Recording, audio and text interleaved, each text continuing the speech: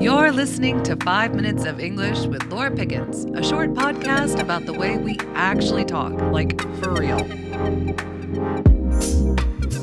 Ремонт? Hi, my name's Laura. I'm an American living in Russia, and living in Russia means that ремонт is a way of life. But how do we say ремонт in English? Unfortunately, there is not one way to answer that question. That's why I have a whole podcast about it. Let's start with some common ways to translate the word ремонт. And let's start with the one that sounds the most like it, and that is remodel. I think that this word will probably fit most of the needs that you have when you are talking about ремонт, especially about the headache. I mean, the unending sound of your neighbors or the unending costs that you have. This is the nightmare. We also have another word, renovation. Inside the word renovation, we have the idea of to make new again. This is very much like remodeling. A lot of times it's the idea to make it new again, make it shinier, make it more updated. Remodeling is also about that as well, but it has the idea too, like someone's pulling out kitchen cabinets and putting in new ones. I just have the feeling of something heavy. Another word I often hear is the word repair. Now, this word is not always the right word. To repair something means that it is broken and we are making it work again. It doesn't necessarily mean that it is nicer or newer, just that it works.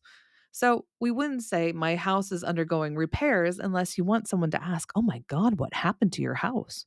Another fun word to use is the word overhaul. It means to completely tear apart and put back together to make every piece of it working better.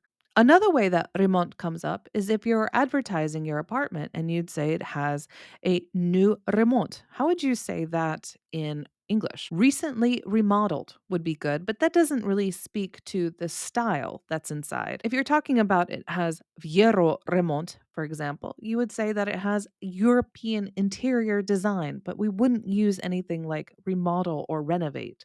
So now let's go through some example sentences with all these ideas in use. We're remodeling the kitchen to open it up.